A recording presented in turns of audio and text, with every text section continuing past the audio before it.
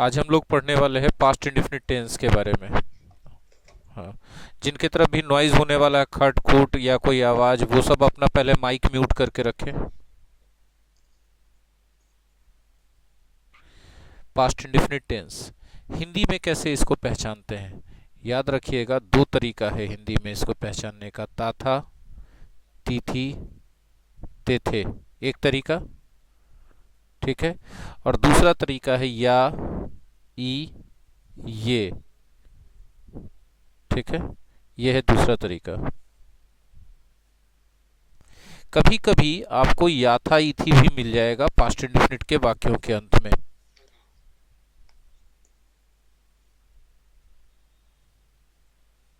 ये भी past indefinite होता है। लेकिन याद रखिएगा, सॉरी, या था, ई थी, खाली या नहीं, या तो बता ही चुके थे। या था, ई थी, ये थे।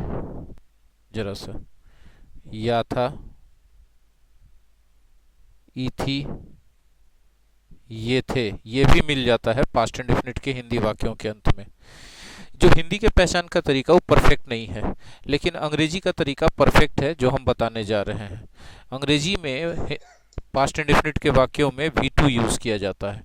इधर सब्जेक्ट रहेगा, इधर ऑब्जेक्ट रहेगा।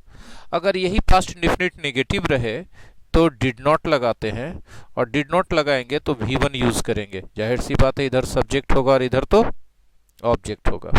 ठीक है। और प्रश्नवाचक रहेगा तो कुछ नहीं करना है, खाली डिड को ले जा करके सब्जेक्ट के आगे कर देना है। ठीक है। नेगेटिव है तो नॉट लगाएंगे, नेगेटिव नहीं है तो नॉट नहीं लगाएंगे। और डिड लग गया है तो भी वन आएगा, ऑब्जेक्ट आएगा, क्वेश्चन वर्ड। ठीक है। तो इस तरह से हम देख पा रहे हैं कि अलग अलग तरह के, है ना, एग्जाम्पल के तौर पे हम ले लेते हैं कुछ एग्जाम्पल सब में।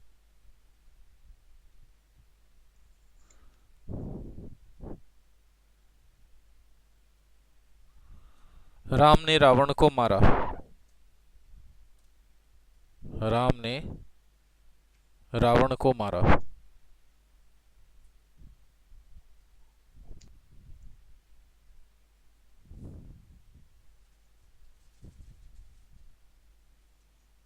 ठीक है। क्या होगा? राम किल्ड रावणा। राम किल्ड रावणा। आप देखिए, वी टू यूज किया गया है, यूज किया गया है ना वी टू। यही है पास्ट इंडेफिनिट का पहचान, वी टू ही पास्ट इंडेफिनिट का पहचान है। एक और एग्जांपल, लक्ष्मण ने रावण को नहीं मारा।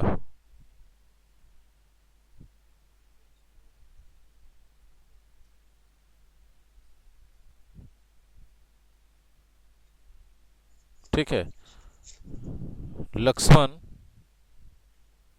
Did not kill Ravana. ठीक है। अब जरा गौर कीजिएगा कि ऐसे वाक्यों में क्या आया? डिड आया, नॉट नेगेटिव था, और भी वन आया। डिड आने के कारण भी वन आया। बहुत सारे लोग डिड के साथ वी टू लगा देते हैं, जो गलत है। ठीक है। बहुत सारे लोग डिड के साथ वी टू लगा देते हैं, सो गलत है। Hello Sunil ji, good morning. Banka Banka से है ना सुनील जी? आप बांका से है ना सुनील जी? जी।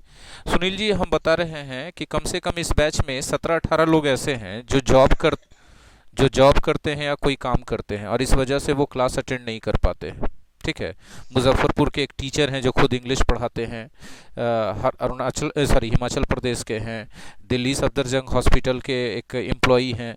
तो वो लोग क्लास लाइव अटेंड नहीं कर पाते हैं, वो रिकॉर्डेड में अपने हिसाब से देख लेते हैं जब उनको फुर्सत मिलती है तो। ठीक है ना। और वो फ़ोन पर अपने डाउट्स क्लियर करवा लेते हैं। ये सबके लिए है फैसिलिटी। ठीक है। तो मेरा नम्र निवेदन है कि आप भी कभी ऐसा हो कि क्लास छूटे तो रिकॉर्डेड में देख लें। जहाँ कहीं भी डाउट हो बेहिचक कॉल कीजिएगा, एकदम मत सोचिएगा कि सर डिस्टर्ब होंगे। अगर हम क्लास ले रहे हैं तो कॉल रिसीव नहीं कर पाएंगे तो हम तुरंत कॉल बैक कर लेंगे फ्री होते के साथ। ठीक है जी। हाँ। तो हम लोग बात कर रहे थे डिड के साथ सब्जेक्ट नॉट भी वन। ठीक है। जैसे एग्जाम्पल के तौर पे एक लेते हैं कि क्या कल आप सिनेमा नहीं गए थे।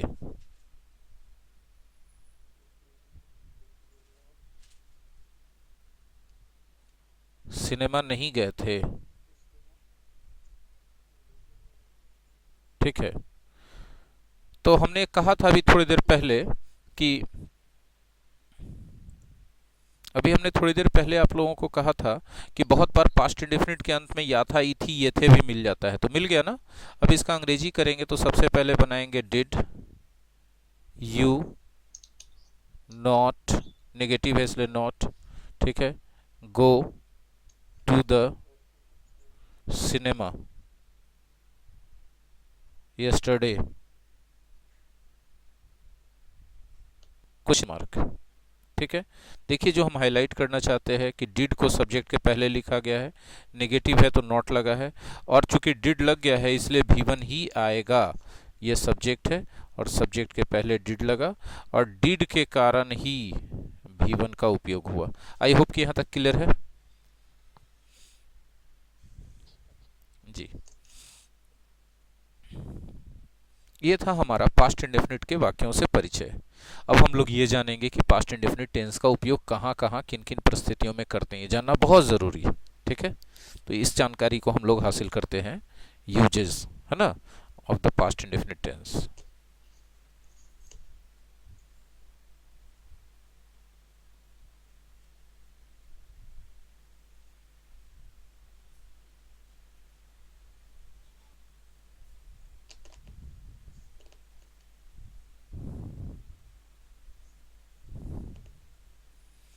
अरमान साहब, आपको अपना माइक सही करना पड़ेगा कल, क्योंकि आपके माइक के कारण थोड़ा खड़खड़ाहट का नॉइज आता है। ठीक है।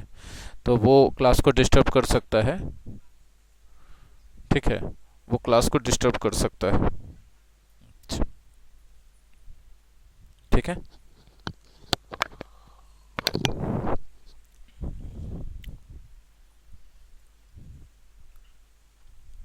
तो आइए बारी बारी से सारी परिस्थितियों को जान लेते हैं। We use past indefinite to talk about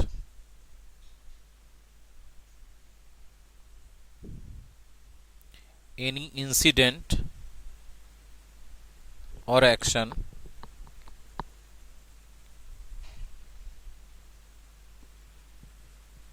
in the past. Jackson आलम,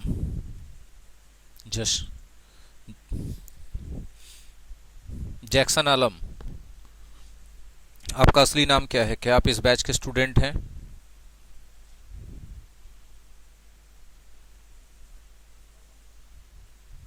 ठीक है। We use generally past time denoting. Jackson Alam, अपना माइक अनम्यूट कीजिए। जनरली पास्ट, ठीक है जीशान, कल से जीशान ही नाम लिखेंगे। Past time denoting words.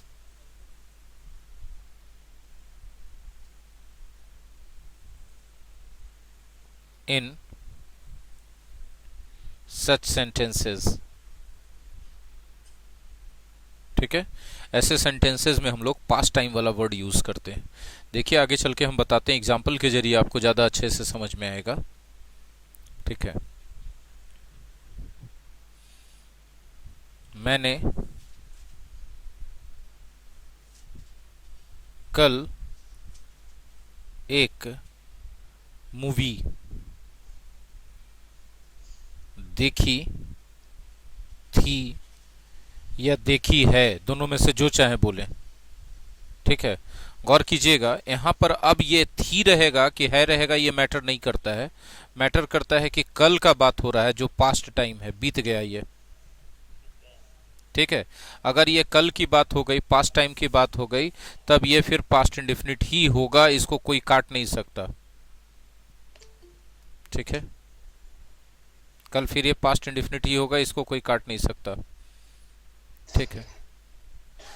Rakesh Ranjan जी, राकेश रंजन, आप इस बैच के स्टूडेंट हैं?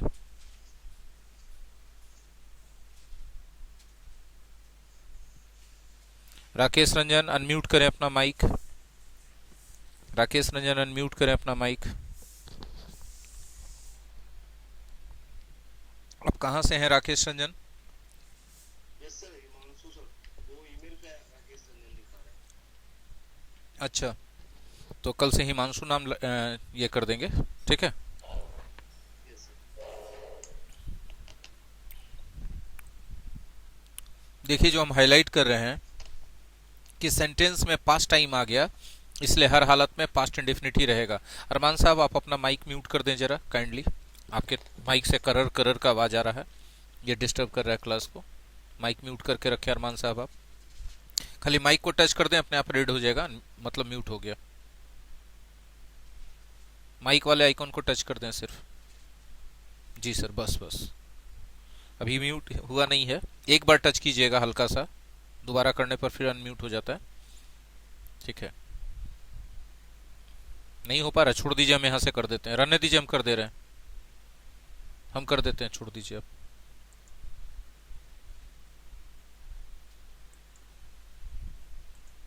चलिए, हमने आपको म्यूट कर दिया यहां से, पढ़ाई करते रहिए सिर्फ। देखिए हमने बताया, गौर से समझेंगे कि अगर पास्ट टाइम है, ठीक है, दिया हुआ, तो अब थी रहे चाहे है रहे, इससे मतलब नहीं, वो टेंस पास्ट इंडेफिनिट ही होगा। अब इसका अंग्रेजी बनेगा I saw a movie yesterday. Yesterday, ये जो सॉ क्या है भाई, तो ये V2 है। देखना का अंग्रेजी सी होता है, सी का मतलब होता है देखना, और इसका V2 होता है सॉ, और इसका V3 होता है सीन। तो हमको V2 से मतलब था, तो हमने V2 ले लिया। अब आप में से बहुत सारे लोगों को परेशानी किस बात की होगी कि उनको बहुत सारा वर्ब का V2 नहीं पता होगा। जनरली तो ईडी लगा के बना देते हैं, कोई इशू नहीं है, लेकिन बहुत सारे वर्ब्स ऐसे होते हैं जिनका V2 अलग तरीके से बनता है, वो याद रखना बहुत जरूरी है। अब आप सवाल करेंगे कि सर हमें कहाँ मिलेगा, तो गौर कीजिए, या तो टेंस चैप्टर में या तो वर्ब चैप्टर के पीडीएफ में जाके देखिए, वर्ब लिस्ट दिया हुआ होगा, V1 V2 V3 जरूर दिया हुआ होगा। मेरी बात समझ पा रहे हैं आप लोग? जी, वहां से आपको याद करना पड़ेगा, वहां से आपको हर हालत में याद करना पड़ेगा V1 V2 V3, ठीक है। I saw a movie yesterday. Yesterday, इसमें गौर कीजिएगा, पास्ट टाइम डिनोटिंग वर्ड है, पास्ट टाइम डिनोटिंग वर्ड है ये, हाँ या ना बोलिए। तो ये पास्ट टाइम डिनोटिंग वर्ड है, तो अगर पास्ट टाइम डिनोटिंग वर्ड आ गया है सेंटेंस में, तब हिंदी गया भाड़ में, है रहे चाहे था रहे, इससे मतलब नहीं है, हमको V2 यूज करना है। आई होप कि इतनी चीजें क्लियर हो गई होंगी सबको। जी बहुत अच्छे। आज जो कोई भी यस सर ये बोलने के लिए या फिर कोई सवाल पूछने के लिए अपना माइक अनम्यूट करते हैं, वो तुरंत फिर म्यूट कर दें, ठीक है। ये वर्जन का जो लाइव क्लास है, आवाज और वीडियो वाला वर्जन का जो लाइव क्लास है, ये ट्रायल बेसिस पे 10-15 दिनों के लिए चलाया जा रहा है।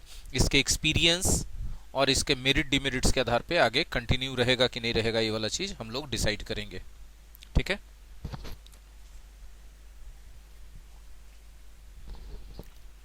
एक और एग्जांपल, उसने कल रात खाना नहीं खाया था।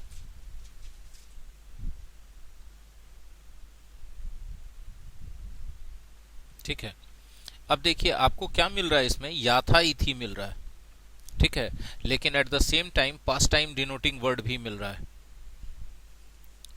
पास्ट टाइम डिनोटिंग वर्ड भी इसमें आपको मिल रहा है, हाँ या ना बोलिएगा। जब ये पास्ट टाइम डिनोटिंग वर्ड मिल रहा है, तो अंत में या था है कि ई थी है, इससे मतलब नहीं है, ये टेंस पास्ट इंडेफिनिट ही होगा, इसको कोई काट नहीं सकता।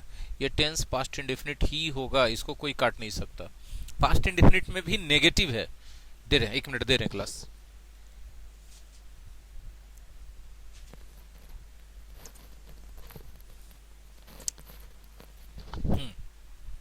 पास्ट इंडेफिनिट में भी क्या है, ये नेगेटिव है, तो हमने बताया नेगेटिव बनाने के लिए डिड नॉट लगाते हैं।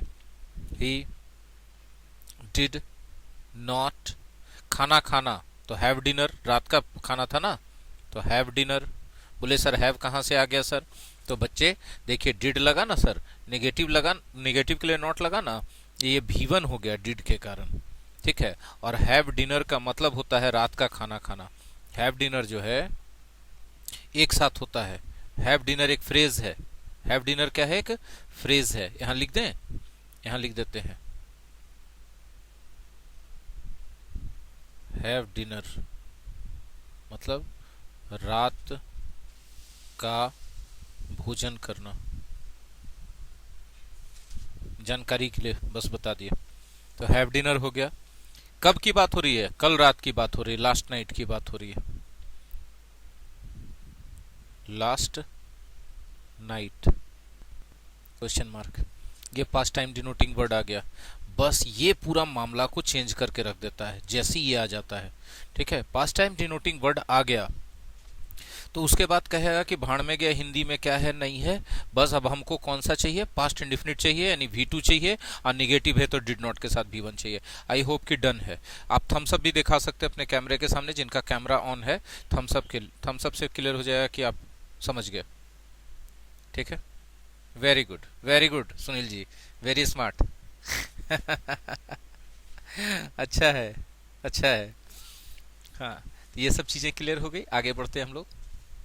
अगला पॉइंट हम लोग देखते हैं कि वी यूज, सर देना चाहता हूँ। फिर से बोलें सुनील जी। मैं सर एक एग्जांपल देना चाहता हूँ। हाँ बोलिए ना, बिल्कुल बोलिए ना, स्वागत है। मैंने अपने कार्यालय में कल दिनांक 16/4 इसको अपना योगदान दे दिया। हम्म, मैंने अपने कार्यालय में कल दिनांक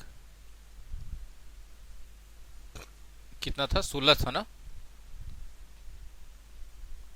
को अपना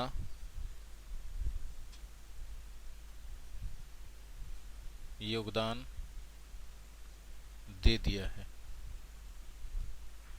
ठीक है, ये देखिए जो आप बोलते हैं अपना योगदान दे देना कार्यालय के भाषा में, इसका मतलब होता है ज्वाइन कर लेना।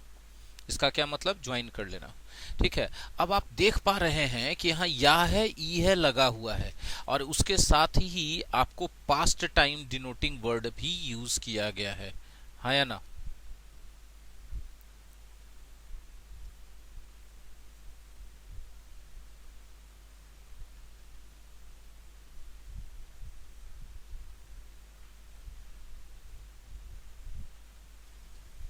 ठीक है, अब इसका अंग्रेजी करेंगे तो बनेगा आई ज्वाइंड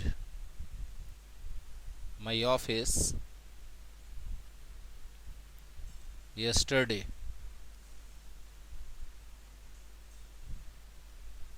on 16th अप्रैल 2021। आप गौर करें कि yesterday 16th अप्रैल 2021, ठीक है, इस yesterday को आप बाद में भी लिख सकते थे। ये पास्ट टाइम डिनोटिंग वर्ड है, ये पास्ट टाइम डिनोटिंग वर्ड है, इसीलिए हम लोगों ने यहाँ V2 यूज किया।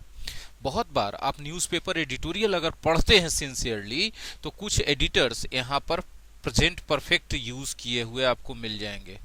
ठीक है, तो प्रेजेंट परफेक्ट का उपयोग बिल्कुल भी सही नहीं है यहाँ पर। यहाँ पर हर हालत में क्या चाहिए? पास्ट इंडेफिनिट चाहिए। इसके कारण, पास्ट टाइम के कारण, इस पास्ट टाइम के कारण। स्पष्ट हो गई बात आपको? जी, आगे चलते हैं अगला पॉइंट पर। ठीक है, अभी हम लोगों ने देखा कि पास्ट में कोई काम हुआ या पास्ट में कोई घटना हुई और उसमें पास्ट टाइम वर्ड भी आ रहा है कॉन्टेक्स्ट में चर्चा करने पर, तब हम लोग यहाँ पर पास्ट इंडेफिनिट यूज करते हैं। ठीक है, समटाइम्स अगला पॉइंट यही है,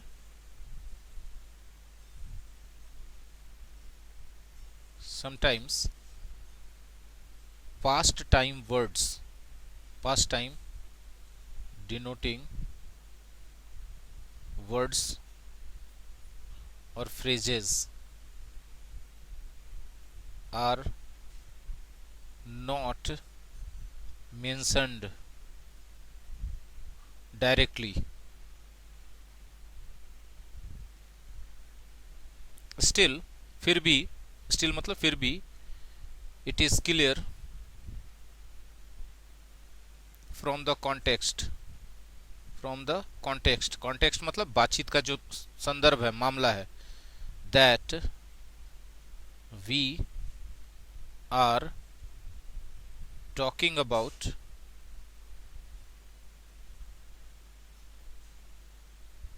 the past incident.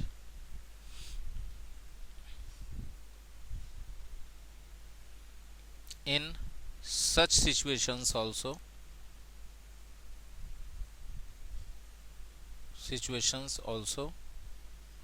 we use past indefinite.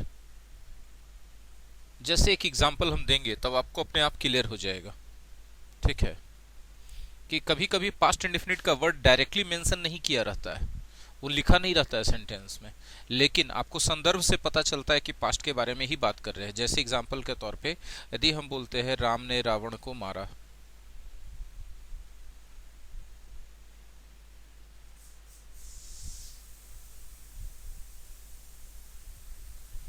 Ram ने रावण को मारा, जैसे ही हम ये बोलते हैं राम ने रावण को मारा, वैसे ही क्लियर हो जाता है इसमें कोई पास्ट टाइम नहीं है, no past time word mentioned, no past time denoting word mentioned, है ही नहीं मेंशन्ड इसमें, लेकिन संदर्भ से पता चल रहा है कि राम और रावण कब थे, आज की बात है कि पास्ट की बात है, तो अपने आप पास्ट की बात पता चल रही है, इसलिए हम लोग पास्ट इंडेफिनिट यूज करेंगे, राम किल्ड रावणा। तो ये कोई कोई संदर्भ ही ऐसा रहता है जिसमें पास्ट टाइम दिया नहीं रहता है, बस समझ में आ जाता है कि पास्ट की बात हम लोग कर रहे हैं तो V2 यूज कर देते हैं। आई होप कि ये क्वाइट क्लियर होगा सब लोगों को, ठीक है। चलिए next point, next point,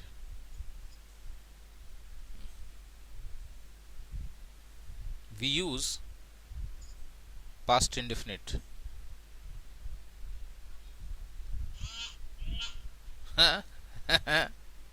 to talk about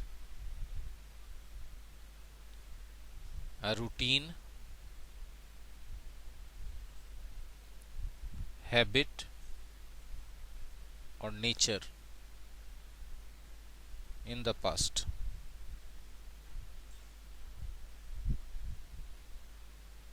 ठीक है, we use frequency words. Frequency words कैसे हो सकते हैं, तो एग्जांपल के तौर पे हम बोल रहे हैं always, often, never, sometimes, daily, hardly,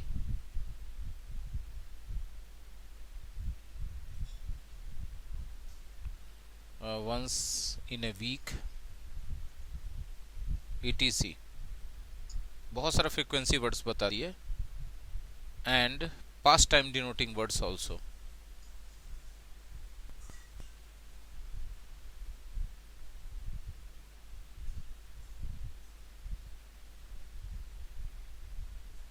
देखिए, जब तक एग्जाम्पल देंगे नहीं इतना लंबा चौड़ा नियम समझ में आएगा नहीं, और नियम समझना भी नहीं चाहिए, एग्जाम्पल समझना चाहिए, कोशिश करना चाहिए कि एग्जाम्पल समझे, ठीक है।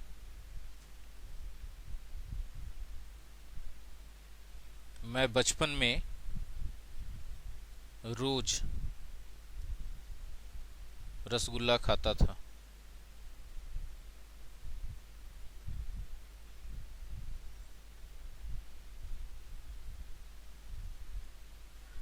ठीक है, गौर से देखिएगा, जब हम बोलते हैं बचपन में तो जाहिर सी बात है कि हम बोल रहे हैं पास्ट के बारे में, और रोज हम जब बोलते हैं तो इससे साफ साफ पता चलता है कि हम रूटीन बता रहे हैं अपना, या हैबिट बता रहे हैं।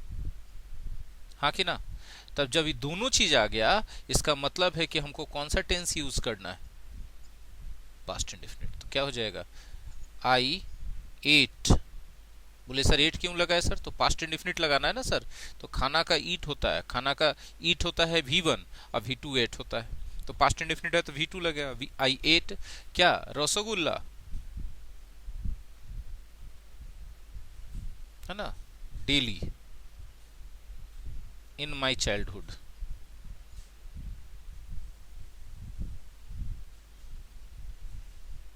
ठीक है, जरा गौर कीजिएगा, जब हम बोलते हैं इन माई चाइल्डहुड तो हम 45 साल या 42 साल के हैं, तो समझिए कि इन माई चाइल्डहुड बोलने का मतलब हो गया कि हम पास्ट की बात कर रहे हैं, और डेली बोलने का मतलब हो गया कि हैबिट या रूटीन की बात कर रहे हैं।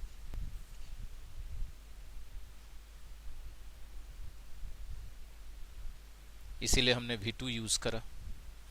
क्या ये बात समझ में आई सभी लोगों को? हाँ ना बोलिएगा। सर यूज टू से भी बना सकते फिर से बोलिए। यूज टू से सर। हाँ, यूज टू से भी बना सकते हैं, आगे चल के मॉडल्स में वो पढ़ाने वाले हम।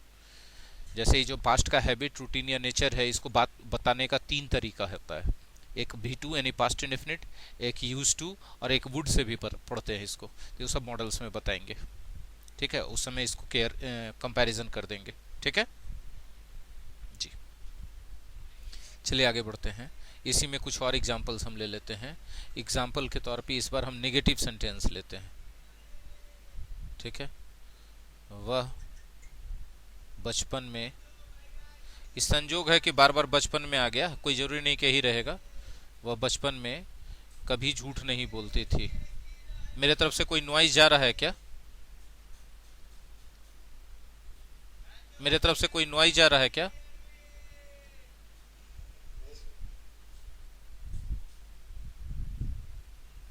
किसी तरह का कोई नॉइज नहीं ना है आवाज में? नहीं सर। Very good. अब देखिए, इसमें जो है कभी नहीं लगा हुआ है। कभी नहीं लगा रहा है तो सीधे नेवर लगा दीजिए। ही, हाँ शी होगा ना। She never told a lie in her childhood. ठीक है, अब जरा गौर कीजिएगा कि V2 आया क्योंकि ताथा तीथी तेथे, we are talking about the past. ठीक है, कभी नहीं एक साथ आ रहा है, इसीलिए हमने उसके बदले क्या यूज कर दिया? नेवर। ठीक है, एक एग्जांपल और।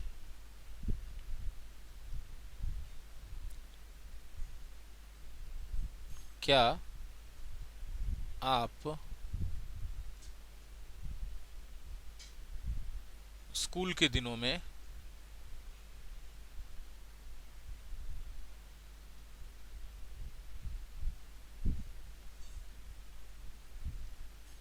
क्या आप स्कूल के दिनों में सिनेमा जाते थे? बताइए, सिनेमा जाते थे? तो ये प्रश्नवाचक हो गया, इसलिए आगे लगाएंगे did you go to the cinema in your school days. देखिए, आप सब लोग कॉलेज के छात्र हैं, या फिर आप में से कुछ लोग कॉलेज भी पार कर चुके हैं। ठीक है ना? तो आपके लिए स्कूल डेज जो है पास टाइम हो गया कि नहीं हो गया? ठीक है, किन्हीं की तरफ से नॉइज आ रहा है, हम उनसे कहेंगे कि अपना नॉइज कंट्रोल करें। ठीक है, या माइक म्यूट कर दें। Neha good morning. In your school days, काफ़ी लेट से आप आई हैं क्लास में अभी। इन योर स्कूल डेज जब हम बोलते हैं तो पास्ट टाइम होता है। नेहा अपना माइक अनम्यूट करें। पास्ट टाइम होता है। ठीक है, और चूंकि पास्ट टाइम डिड है तो डिड के साथ तो V1 लगेगा, V1 लगाया, और ये सब्जेक्ट है। ठीक है, नेहा आपकी तरफ से नॉइज है। स्कूलिंग टाइम भी बोला है। नेहा की तरफ से नॉइज है, सुनील जी की तरफ से भी हल्का हल्का नॉइज है। अभी कनेक्ट कर लेते हैं। आपकी आवाज कट रही है सुनील जी। आपका नेटवर्क सही नहीं लग रहा, आवाज़ कट रही है आपकी। नेहा आपके तरफ से नॉइज है, आप म्यूट करेंगे या हम आपको म्यूट कर दें? हम म्यूट कर देंगे तो आप अपने आप से ऑन नहीं कर पाइएगा माइक। हम म्यूट कर रहे। चलिए, आप फिर से पूछ सकते हैं सुनील जी। स्कूलिंग टाइम भी बोला जा आवाज़ में क्लैरिटी नहीं है आपके। सकता, स्कूलिंग टाइम सर। नहीं, स्कूलिंग टाइम कोई वर्ड नहीं होता है। स्कूलिंग टाइम कोई वर्ड नहीं होता है। बहुत सारा ऐसा हम लोग सोच लेते हैं, ऐसा होता नहीं। ठीक है, नेक्स्ट पॉइंट। गौर से समझें, अगला पॉइंट जो हम बताने जा रहे हैं बहुत मजेदार है, बहुत मजेदार है। सुनील जी हम म्यूट करेंगे आपको, और नेहा आप बार बार अनम्यूट कर रही हैं, हम रिमूव कर देंगे क्लास से। आपकी तरफ से नॉइज है। बस इसी सब एक्सपीरियंस के आधार पर हम 10 दिन के बाद डिसाइड करने वाले हैं वाला क्लास कंटिन्यू करेंगे कि नहीं। हम मतलब इस तरीके से क्लास कंटिन्यू करेंगे कि नहीं आवाज़ वाला। हमने आवाज़ की फैसिलिटी आज आपको इसलिए दी है ताकि आप सवाल पूछने में कंफर्टेबल रह सकें, लेकिन अगर आप नॉइज पहुंचाएंगे क्लास में तो ये फैसिलिटी हम 15 दिन के ट्रायल के बाद हटा देंगे। सीधा सीधा बात है। कोई भी फैसिलिटी सिर्फ इसलिए दिया जाता है कि काम को बेहतर बनाया जाए, खराब बनाया जाए, इसके लिए नहीं दिया जाता है। ठीक है, we use past indefinite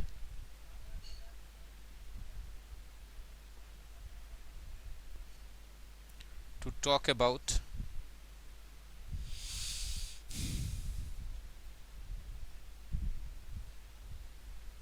imagination। ठीक है, इसमें दो तरह की चीजें हम बात करेंगे। ठीक है, इसमें हम दो तरह की चीजें बात करेंगे। एक तो बोलेंगे एग्जाम्पल के तौर पे, पहले समझिएगा जो हम बोल रहे हैं। काश मैं पंछी होता, मैं एक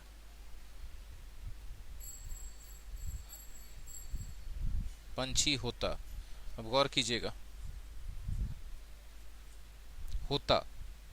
ठीक है, अब इसका अंग्रेजी क्या बनेगा? काश के लिए फिक्स्ड होता है कि आई विश लगाएंगे। ठीक है, फिर I were a bird. Question exclamatory mark इसमें नहीं लगेगा, इसमें फुल स्टॉप लगेगा। ठीक है, अब यहां पर कोई भी सब्जेक्ट रहे आपको वर ही लगाना है होता के अर्थ में। काश सलमान खान मेरा दोस्त होता। लिखिए, एक और एग्जांपल देखिए।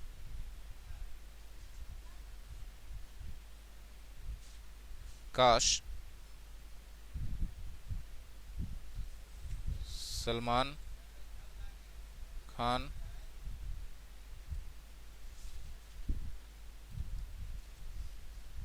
मेरा दोस्त होता। तो क्या बनाएंगे? I wish Salman Khan were my friend. ठीक है, अब आप गौर करेंगे कि यहां पर सलमान खान है तो सर वाज होना चाहिए ना? नहीं सर, सलमान खान के साथ भी वर लगेगा क्योंकि इमेजिनेशन वाला सेंटेंस है। मेरी बात समझ में आ गई सबको? हाँ ना बोलिएगा। चलिए, वेरी गुड। ये तो फर्स्ट टाइप हो गया। आप जरूर सेकेंड टाइप भी जानना चाहते होंगे। ठीक है, सेकेंड टाइप देखिए यहां पर। ठीक है, काश भारत अगला वर्ल्ड कप क्रिकेट जीत जाए। वर्ल्ड कप क्रिकेट जीत जाए। ठीक है, इसमें होता वर्ब नहीं है, इसमें वर्ब है जीत जाए। कोई और वर्ब है, जीतना वर्ब है। तो होता वर्ब रहेगा तब तो वर लगा देंगे सब जगह, कोई भी सब्जेक्ट रहे इसे कोई मतलब नहीं। कोई दूसरा वर्ब रह जाएगा तब क्या होगा? तो काश के लिए तो आई विश फिक्स्ड हो गया, हमने लगा दिया आई विश इंडिया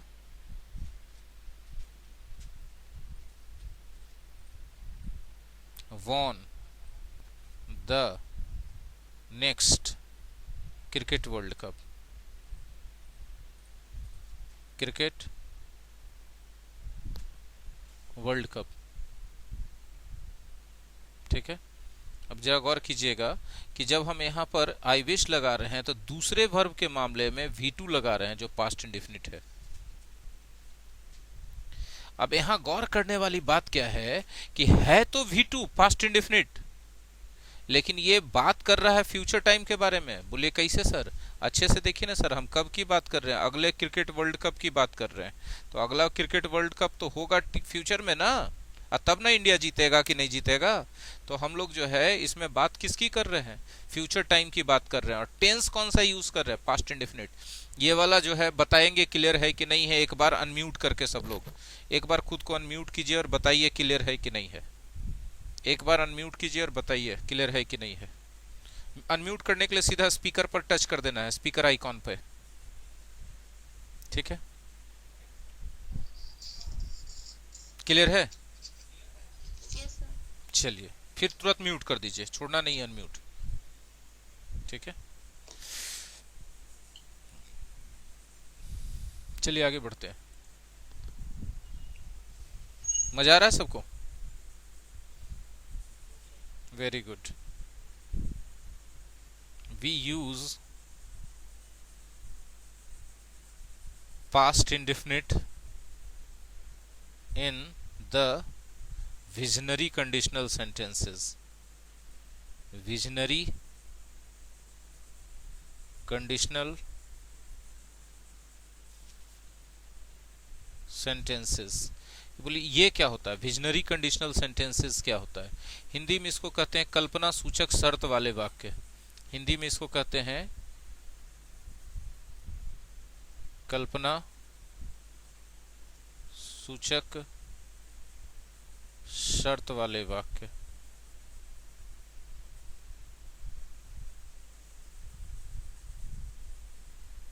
ठीक है, कल्पना सूचक शर्त वाले वाक्य इनको कहते हैं। इसका मतलब है क्या कि इनमें कल्पना भी बात, इमेजिनेशन का भी बात होगा और इनमें कंडीशन का भी बात होगा। ये भी दो टाइप के होंगे, जैसे अभी हम कल्पना वाले दो टाइप के बताए ना, ये भी दो टाइप के होंगे। कैसे होंगे देखिए, यदि मैं पंछी होता, थोड़ा और नीचे लिखना चाहेंगे हम,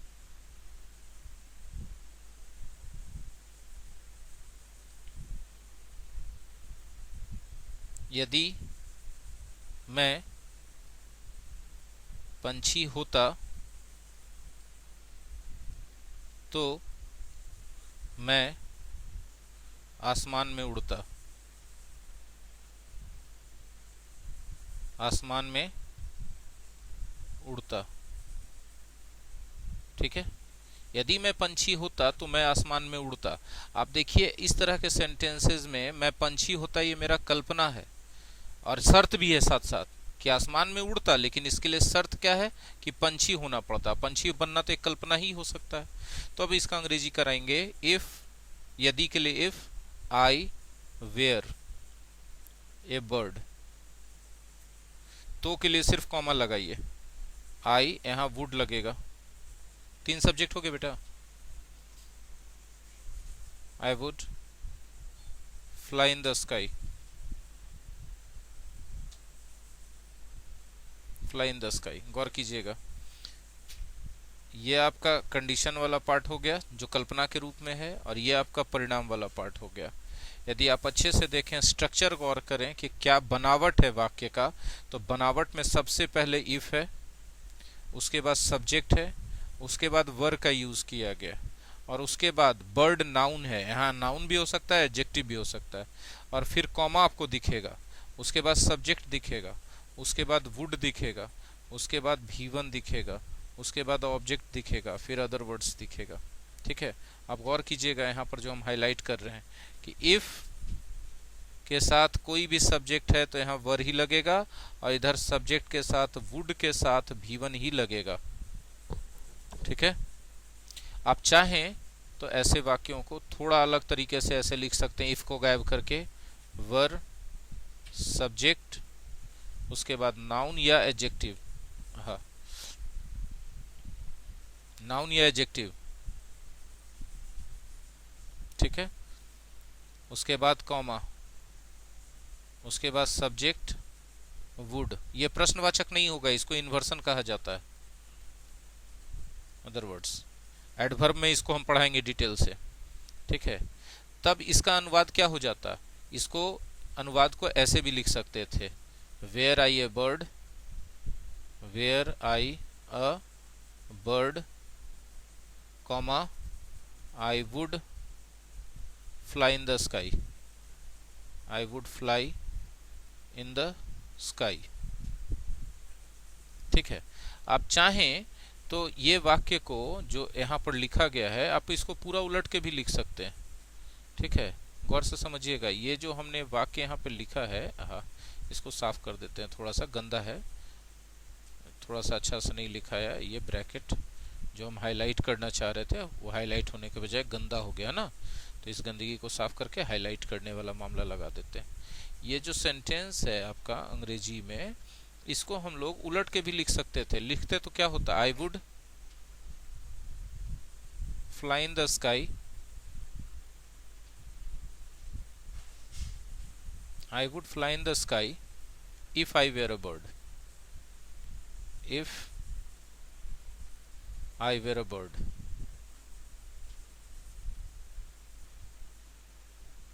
ठीक है। या फिर ऐसे भी लिख सकते थे, I would fly in the sky,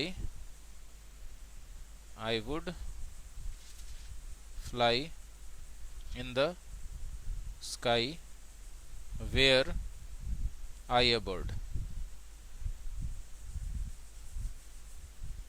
तो दोनों में से जो भी तरीका लिखें, दोनों इक्वली करेक्ट होता है, ये भी और ये भी, ठीक है। तो ये आपको अच्छे तरह से समझ में आ गया होगा कि विजनरी कंडीशनल सेंटेंसेस पहला टाइप का हम अभी बताए। अब दूसरा टाइप का देखिए, ठीक है। दूसरे टाइप का विजनरी कंडीशनल सेंटेंसेस जो बहुत मजेदार है और बहुत ही इंपॉर्टेंट है। अगर आपकी आवाज बहुत कम आ रही है, पता ही नहीं चल रहा है, वो कंडीशनल सेंटेंस हो जाएगा। प्रेजेंट इंडेफिनिट में पढ़ा चुके हैं वो चीज हम प्रेजेंट इंडेफिनिट में पढ़ा चुके हैं। अगर भारत अगला, म्यूट कर दीजिए सर, आवाज से नॉइज है आपके। अगर भारत अगला क्रिकेट वर्ल्ड कप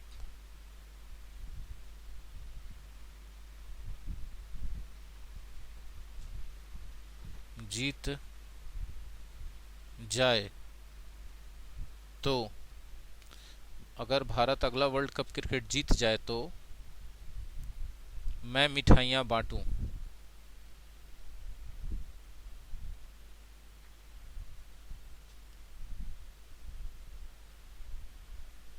मिठाइयां बांटूं। अब जरा गौर कीजिएगा, इसमें आपको दो भाग दिखेगा। एक तो अगर वाला भाग, अगर भारत वर्ल्ड कप क्रिकेट जीत जाए, ये आप कल्पना कर रहे हैं, और एक तो के बाद वाला भाग कि अगर जीत जाए तो ये वाला परिणाम होगा, ठीक है। तब ऐसे वाक्यों के लिए स्ट्रक्चर क्या होगा, बात ये होती है। तो स्ट्रक्चर होगा, इफ तो होगा ही होगा, उसके बाद सब्जेक्ट होगा, उसके बाद V2 होगा, उसके बाद ऑब्जेक्ट होगा, फिर कॉमा, तो के लिए कॉमा, फिर सब्जेक्ट, फिर would plus V1 plus object plus other words, ठीक है। अब गौर से समझना है मेरी बात ये, ठीक है ना, कि हम बोल तो रहे हैं V2, लेकिन क्या ये V2 पास्ट की बात कर रहा है? नहीं, ये फ्यूचर की बात कर रहा है। क्यों? क्योंकि हम लोग अगला वर्ल्ड कप क्रिकेट का बात कर रहे हैं। अगला तो आएगा जो ना फ्यूचर में, चाहे ऊपर वाला ही एग्जाम्पल होता। यदि मैं पंछी होता तो यहाँ हम लोग लिखे तो वेयर हैं, लेकिन क्या पास्ट की बात कर रहे हैं? नहीं, वो पास्ट की बात नहीं, वो प्रेजेंट की ही बात है कि मैं पंछी होता, लेकिन मैं हूं नहीं, तो अफसोस कर रहा हूं कि अगर मैं होता तो आसमान में उड़ता, मैं हूं नहीं लेकिन।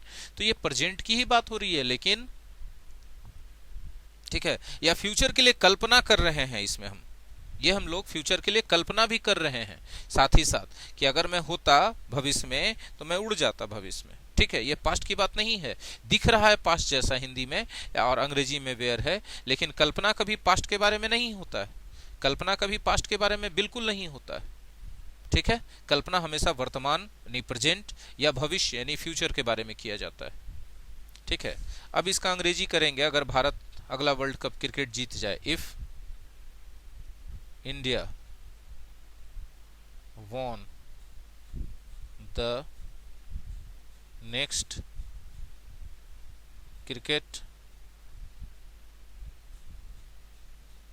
world cup, comma, if India won the next cricket world cup, comma, I would distribute sweets। ठीक है, आई वुड डिस्ट्रीब्यूट स्वीट्स। जरा गौर कीजिएगा, अपने यहाँ V2 यूज किया है, V2 यूज किया गया है। ठीक है, लेकिन ये V2 है past tense, past indefinite tense, लेकिन ये टाइम किसका बता रहा है? फ्यूचर टाइम का बात कर रहा है, फ्यूचर टाइम का बात कर रहा है ये। ठीक है,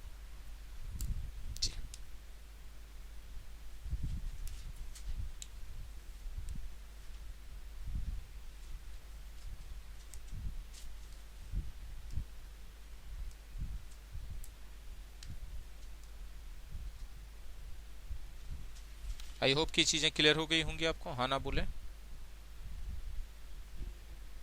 जी। चलिए, very good, very good, very good.